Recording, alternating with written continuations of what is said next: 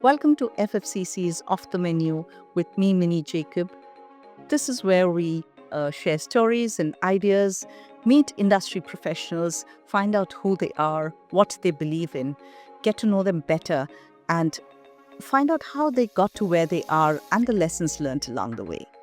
My guest for today does not really need an introduction.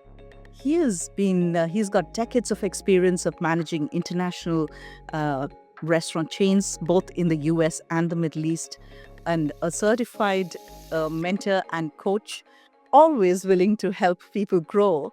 So meet Hesham Almekkawi, an international business and thought leader. Welcome to the show, Hesham. Thank you, Manny. A pleasure, and thank you very much for having me. I would like to start, Hesham, by asking that considering where you are today, I'm sure you are a very disciplined person. So who or what would you credit who has instilled the sense of discipline in you to help you reach where you are? Discipline actually goes way back from home when I was young, and my father was a little bit strict. Okay. In a way that do and don't was very critical in our household, what to say and what not to say. And I grew up that way from my childhood all the way up. And then I went to engineering school. And engineering school, engineers are very precise. Right. 1 millimeter in the dimension can make the whole project, off. And, engineering taught me how to be precise, how to be accurate. You cannot have two things at the same time. You need to have very specific things. Fair. Because we are very disciplined that way. And then right after I served in the military, I served in the Egyptian army during the Gulf War, the first Gulf War. And I was in the engineering unit as an engineering officer for 2.5 years. And that's really what shaped the discipline for me for until today, for the rest of my life. And in the army, you get to understand that there are life and death. Of course. And you cannot be off on certain decisions. You have to be timely in your decisions. You have to meet deadlines because that's crucial. Right. And you have to obey orders. Of course.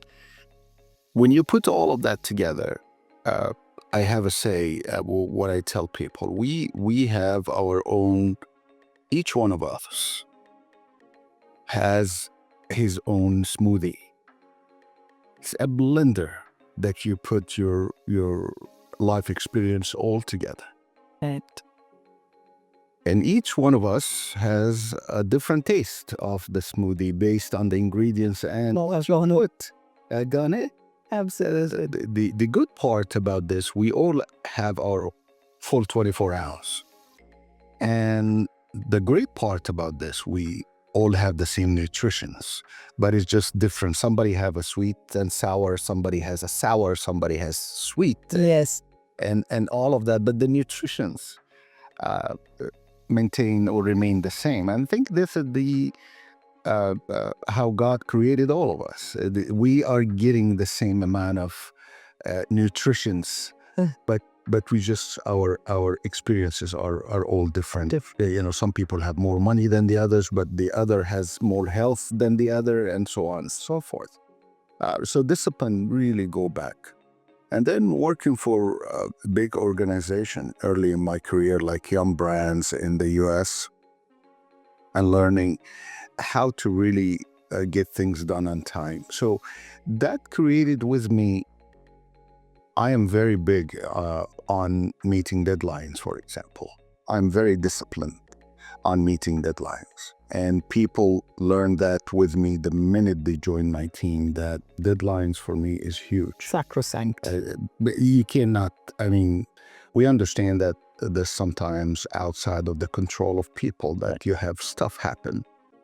But as long as you actually plan it right and you have the proper justification. But maybe I accept that 1 out of 10 times, but 9 out of 10 times when it's within the person control. Then you need to meet the deadlines, because companies make decisions based on certain time limits and certain timelines. Right, right. So that's where the discipline actually, it goes back. So are you a strict father as well? I have to say, as a father, I was strict with my first son. Okay. And it kind of it loosened up after that. With the second son, I was a little bit halfway, and then the last one was usually the lucky one. This is usually the spoiled one. Yes. This is the one that and I look back and I said, wow, the first one really Had it tough. had a tough time, and how to be and my oldest one is my daughter, and she lived away from me in Egypt. But the one who actually got it right was my first Son. Yeah. Okay. Fair enough. You just told me interesting mechanical engineering. Yours is mechanical engineering. Mechanical engineer. Mechanical engineering, the army, and F&B. Like, where does the line go? This is really interesting. So there is a funny fact about this, is if you look at people involved in restaurants and executives of restaurants, you're going to find a lot of engineers. For some reason, there is a connection. Okay. My friend Sharif, he's an engineer, mechanical engineer. So, I find a lot of people, they actually are engineers for some reason. But I went to the U.S. Early when I was in college, and I worked. My first job in the U.S. was in the late 80s, and I was a delivery driver, because I wanted to make some money, pocket money for college. And that was the intention. I went to the U.S. in the intention just for 1 year. And the 1 year continued to be a lifetime experience. But first time as a delivery driver in New York City, on foot. At that time, there was no bikes, there was no cars, and we used to deliver on foot. You walk 6 blocks, you go up the stairs, 10 floors, and you deliver in the snow, in the winter. And that, for me, was okay. I learned something, and then I think I got promoted, so they put me inside the store to work after that. All right. And it took me sometimes to understand the business, but the minute I started working inside the restaurant, I really have that connection. I started to have that connection in a way that I love this business. We just really have Good business. You just interact with people. Right. And a restaurant, I have my analogy on this. We sell happiness to people. Yes. What I tell people is, I don't see anybody going to eat with a frowning face. That's so true, actually. That is so true. You can go shopping for clothing with a frowning face. You could be upset and you go because your son wants shoes, or your daughter wants a shirt, or your wife wants something. So you're not that happy. But I look at people sitting in restaurants, they're all smiling. They all, because they are hungry and they want to eat. And scientists, they found 2 things. They found that the endorphin hormone is actually generated with 2 smells: bread and coffee. Oh, That's interesting. And that's a happiness. Of course. So we are in the business of making people happy. Happy. And I like that. I like the interaction when either you're a coffee drinker that loves coffee and you come in and you have a cup of coffee, you're very happy because you satisfy that need that you have. Right. And then if you're selling food that could be on a cart in the street, Right. and that person passing by very hungry, he wants to grab a hot dog or something, he's happy. Yeah. So I think the interaction with people, I don't think at any given time anybody comes to us with the intention of creating a problem or having a complaint. They actually come because they want us to serve them something that they like. Right. So the interaction of people, we are in the people business, and then we deal with people internally. That's our team, and we deal with customers. So when you look at all of that really attracted me towards the F&B. And then when I went back to Egypt and I graduated from the engineering school and I served in the army and I went back to the US, the first thing I thought of, not to work as an engineer, the first thing I thought of was get connected with the people that I used to work in the past with. Okay. And I needed, to work right away. So because I had great relationship with them, they started to hire me, and they hired me immediately, and I started working with them again. Obviously, I became now a manager of their restaurants. And in 95, I decided, I said, well, I have two ways here to go. Either I go and get a master's degree in engineering so I can get a good job as an engineer, or I join a company that major chain if I want to make a career out of this. Right. And I found myself leaning towards that. And I joined Pizza Hut, I think, in 95 as a restaurant manager in New York. And that was, And then you made history along the way. that was everything else. It was history. That's amazing. That's amazing. So, Hesham, if you were to go back in time and have a conversation with your 18-year-old self about what was to come, so what would you say to him? Probably, I will not change anything that happened to me. Every step of the way had its own learning and experience. By 100%, I will join again engineering school, because what I learned in engineering, other than the discipline, it teaches us that we have to have more than one solution to the same problem.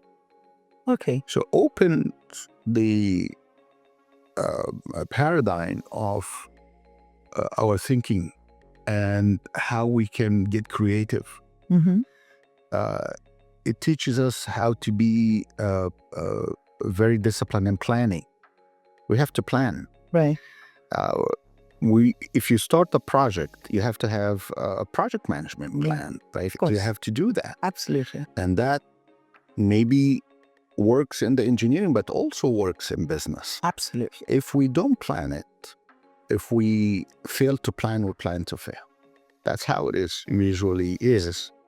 And that's something I learned. So I will never, if I go back and I said, oh, I should actually, join a school of business or something, I said no. Okay. I think I would go to engineering again. And I will finish engineering, because for me, until today, and I'll give you a great example of this. My head of project left in February. Okay. And we are trying to find a replacement. Mm-hmm. From February until now, I'm leading the function. Wow. Because my engineer came back. Okay. I understand what they say. I understand what the project team is doing. I understand the blueprints. I understand design. I understand all of that. So it comes really handy in a way that, when you have a problem, you can go back to what you learned in the past somehow. So I would never trade that. So if I'm talking to my 18-year, I will do probably the same thing. The same things. Will I go back and I stay in Egypt, or I go back to the U.S.? I'll go back to the U.S. because everything I learned today in business, it was from the U.S. Young brands is a great university for learning the proper business, and I learned everything in India that I know today. And then when I came to the Middle East in 2008, everything, it was the reason why I was hired in Americana here, because they found me that I was managing at that time in the US 3 main brands: KFC, Pizza Hut, and Taco Bell. And at that time, they were introducing Taco Bell in the region. So they said, well, this man is a 3-in-1. So we probably need to hire him. And,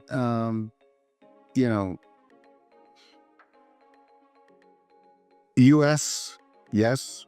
Universities, yes. And then I think one of the great experience I had back then, in 2001, I came to a conclusion: if I'm going to continue in this for a long time, I probably need to get a business degree now. Okay. So I went and I got my MBA from New York, and right after that, I was offered to teach. Okay. In Baruch College in New York, and based on, I remember the chair of the management department, which he used to teach us in the master degree, and he said, operations management, it was built on manufacturing early in 1900s, and today 80% of people work in service. Right. And I think we don't have a course on service management, service operations in college. That's interesting, yeah. And he said, I would like you to develop one for us and teach it. Oh, fantastic. And that is for me like, wow, a surprise. I never taught before. And it was a dream for me to, and that was the beginning. I always had the will, and I wanted to teach. Okay. I don't want to speak. I'm very comfortable in speaking. Right. And I said, wow, that's perfect for me. And I did, and I developed the course with another professor. And I taught the traditional operations management, and I taught the service strategy for operations management. And that I did that for about 4.5 years in New York. So if I go back and I tell my 18-year-old, I would not have a better path to tell him to take than this. Did I make mistakes along the way? Absolutely. But are there any regrets? I don't think I had. No regrets whatsoever? No regrets whatsoever. That's the best way to live, I feel. Absolutely. Yeah, absolutely. That's fantastic. In what you do, Hesham, and the position you hold, there is a lot of stress, I'm sure. So what is your take on managing stress and handling it? How do you handle it? Well, that comes with the job, right? It comes with the package of, I think, stress. Obviously, there are different levels of stress. I remember the stress when I was a restaurant manager. That was a stress. Of course. The company is asking for certain profitability, certain sales, lower turnover, all of that for a restaurant manager. At that time, that was huge. And when the sales start going down, because of whatever reason, there's a lot of stress on that manager to do. I understand. And this is the beauty of somebody who has done it from a delivery driver all the way to a CEO of a multinational company. Yeah.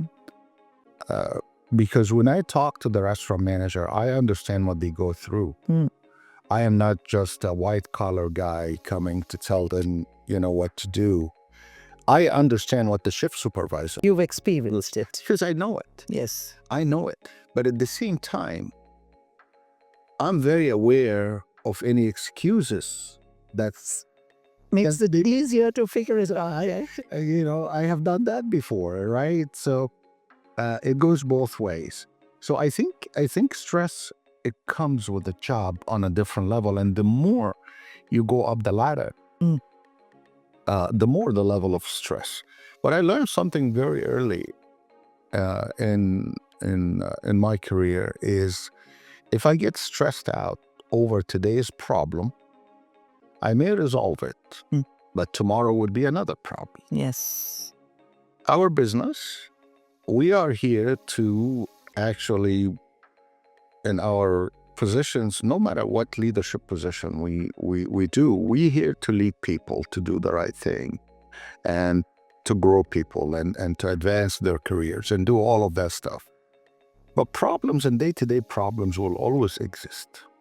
And when somebody comes with a problem and he sees my reaction, I am not going crazy while he's going crazy. And one time, one of my guys asked me, said, "How come you're always cool?" Yeah. I said, "Because I learned this is not going to be the last problem. Yes. You cannot resolve it now. Tomorrow would be something else. That's why we have jobs, right?" And the second thing, if you get crazy about it and you stress yourself out, it will affect your health. Of course. It will affect your family. Yeah. It will affect everything. So we work to live, Yes. right? We work to live. Yeah. And this is the wisdom I learned a long time ago. We work to live, but we work different hours. We work different time. We put more hours than others, not because we have to, because now is becoming, you're loving what you do. Yeah. Is not that in the past, we used to have jobs to pay our bills and take care of, our obligations. Today we work because we love what we do. Yeah. Yeah. In a way.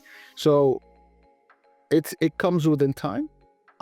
In early in my career, yeah, it was a huge stress, and I was just a restaurant manager at that time.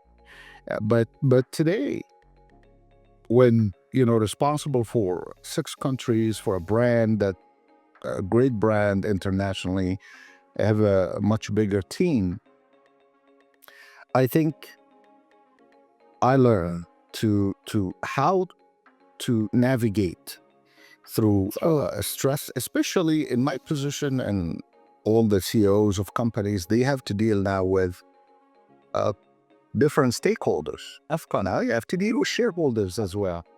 Back then, I didn't know who owned the company at that time. I don't have to deal. The only thing I deal with is my area manager. Yes. As a restaurant manager. But today you have to deal with shareholders, you have to deal with your executive team.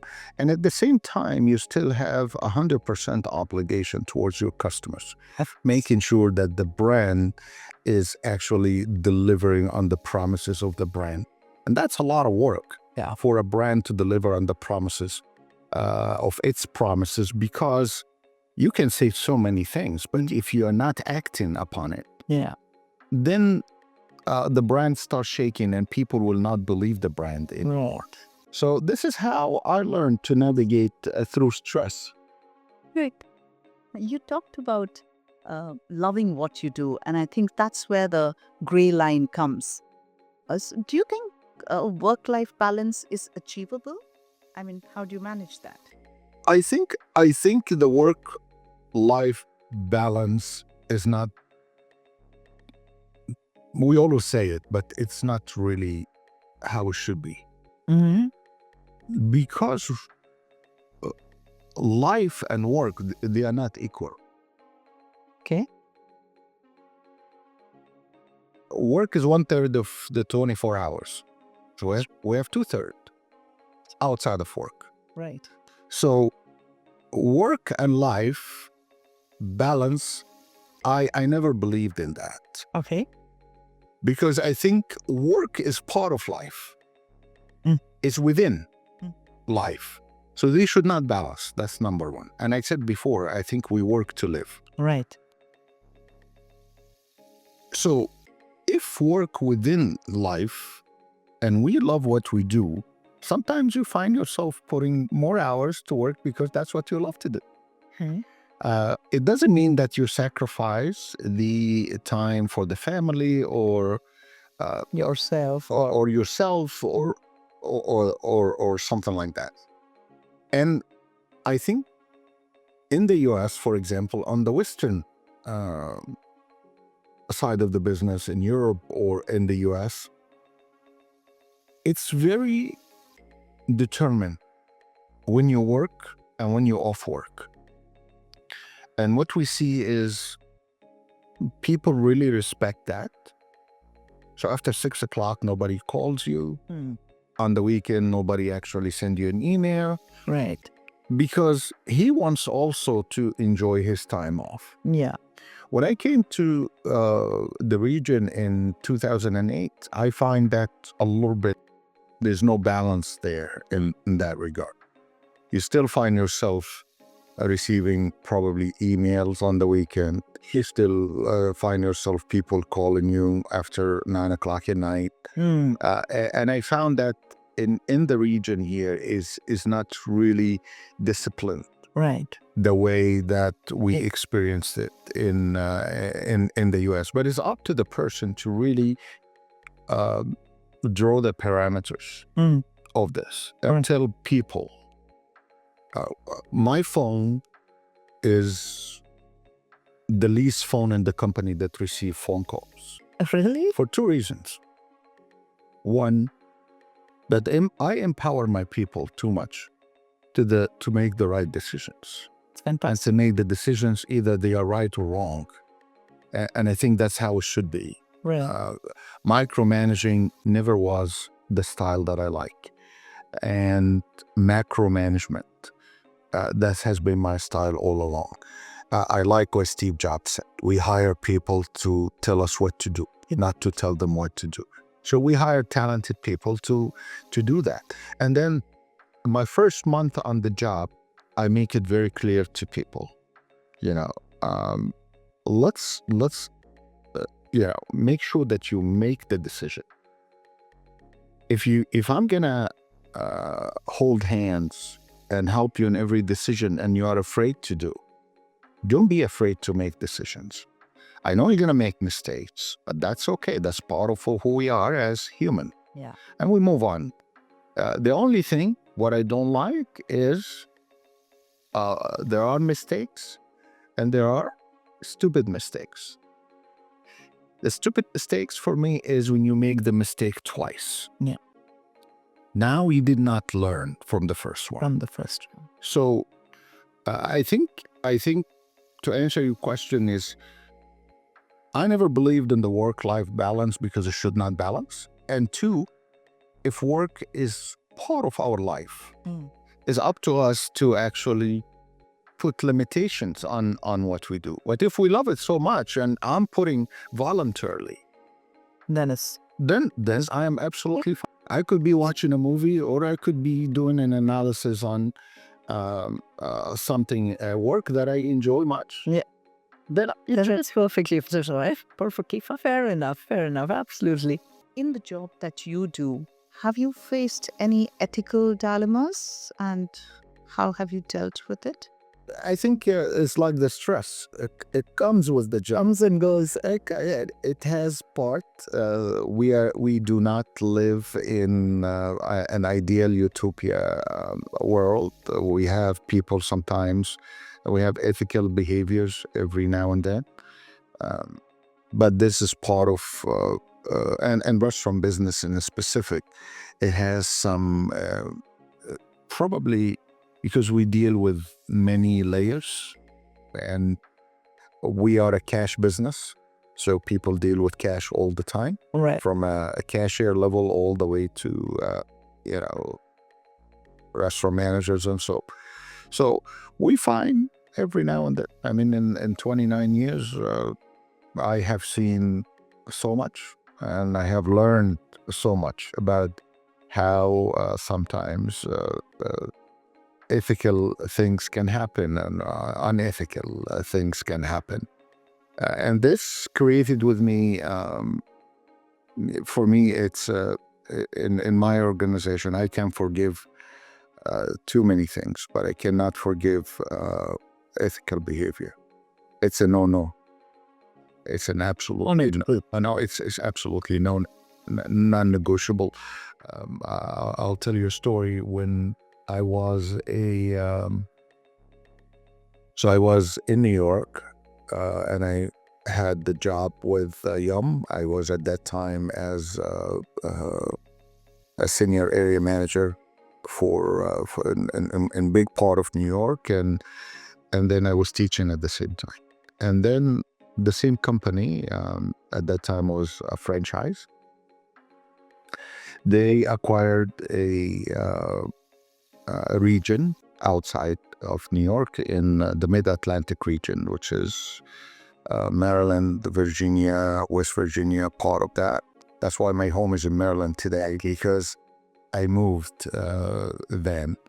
And so we were, at that time, we were a very good team competing for the next position. And I was chosen to go and become a regional director for that region. And I asked my boss at that time, because I know there was too many people. And he said, I said, why me? Not that I was not excelling.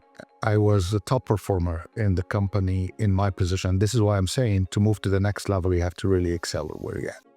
And he said, we need somebody with a no-nonsense approach.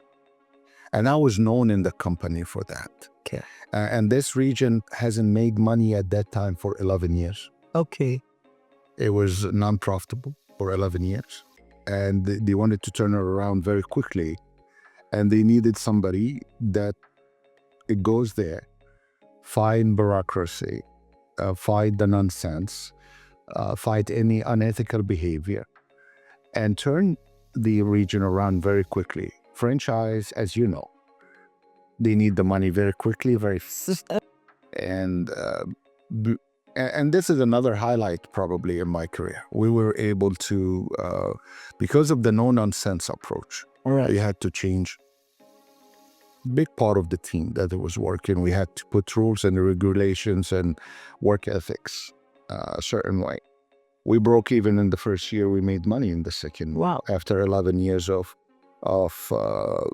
loss making there. So I think ethical behavior and unethical behavior comes in our business all the time.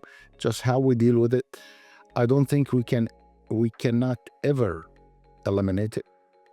Our role is to just minimize it And manage it, because at the end of the day, it's human being behavior that we cannot control.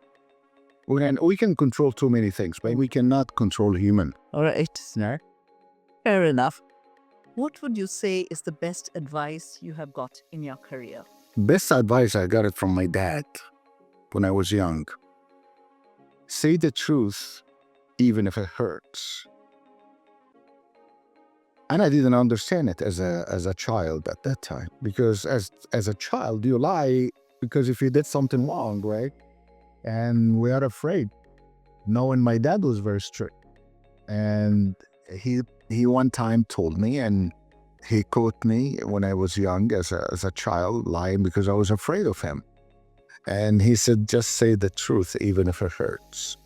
And this is one of the things in our business, you're going to find that a lot, that people under pressure start to actually lie. They just, they cannot handle the pressure. They cannot handle the stress. So they start feeling the need to actually not saying the truth 100%. Yeah. And that's, for me, that's one of the probably the red lines in the organizations I manage. Just raise your hand. I said, it is what it is. Yeah. And I think I have my team that either in the U.S. or here now. That's one of the things I'm really thankful for, is they run big organizations now around here in the Gulf or in the U.S. And one of the gentlemen is a good friend now. He used to be on my team in the U.S. and he followed me when I came to the Middle East, and now he runs a big organization in Kuwait. And he learned from me, it is what it is. Just raise your hand and say it, and let's get together to find a solution. You made the mistake, we understand, let's move on, but don't sugarcoat it. Don't make it look. Yeah. Be honest, basically. Just say it with all honesty. Great. So that brings us to the next part of my podcast, which is the this or that section. So I'm going to shoot some questions to you, and you can give me your answers in a couple of sentences. Yeah? Let's start. So which is more important, front of house or back of house? Equally? Oh, equally. So there's nothing you would put more stress on, more budgets or training for? 100%. If you have great service and very bad product, it means nothing. And if you have a great product with very bad service, it means nothing. Customers will forgive you once, and they will return after 6 months. Yeah. But if you do it again, they were never going to come back. They lost forever. So the recovery for unsatisfied customer is 6 months, because we are human. We forget. Yeah. We're going to come back if you do it again. So there is absolutely no favoritism between front of the house or back of the house. It's 100% equally important. All right, fair enough. All right, fair enough. We did touch upon this a little while earlier when we were talking, but I will ask you this again. More specifically, what would you hire for? Experience or attitude? Attitude. All the way. Always. All the way. You can train on the function, and that takes a couple of weeks to a month. But if the person doesn't have the right attitude, he will exit very quickly. Okay. We have patience for people that they have passion and they want to learn and they are committed to the job. High commitment, high passion, high attitude. Brings me to the next one. Catering to loyal customers or attracting new ones? I think this is exactly like the front of the house, back of the house question. Loyal customers are the backbone of any organization. And it takes 5 times the cost to acquire a new customer than to maintain a loyal customer. So that's, for me, is maintaining a new customer is a must for the growth of the organization. But if you can satisfy and make the loyal customer happy and increase the frequency of that loyal customers to come back, the payback for that is much, much higher. The ROI on this is much, much higher than acquiring a new customer. Makes sense. All right. So what do you believe in? Marketing through word of mouth or social media? The first one was valuable until 10 years ago. And I think that satisfying a loyal customer, that's what it does to you, the word of mouth, which fantastic and huge. And you have organizations that they never spend money on marketing back then. But all starting 10 years ago to understand that is a necessary evil to have. You have to have it. Yeah. Especially with the new generation that we are facing today. If you don't reach them buy through social media, word of mouth is going to be very tough for them to reach. So it's needed. Both are needed, but I think now social media has taken over. No. Yeah. Right. So the last one, which one, according to you, works better? Loyalty through discounts or loyalty through unique experiences? Loyalty through unique experience, 100%. Yeah. 100%. Loyalty through discounts, it gives you on-the-go customer. Right. Somebody passing by is not your real customer. Or somebody who is a discount person. He likes to spend less and he has no loyalty to anybody. And through unique experience, that's what will create the loyal customer that will stay with you for years. Right. Fantastic. And that brings us to the end of the show, Hesham. Thank you so much for joining us. Loved your stories and the insights that you have shared. Wish you the very best. Thank you so much. Appreciate it. And I think at the end, I have to commend you on what you do. You're doing a great job for the industry, and you're bringing the industry people together.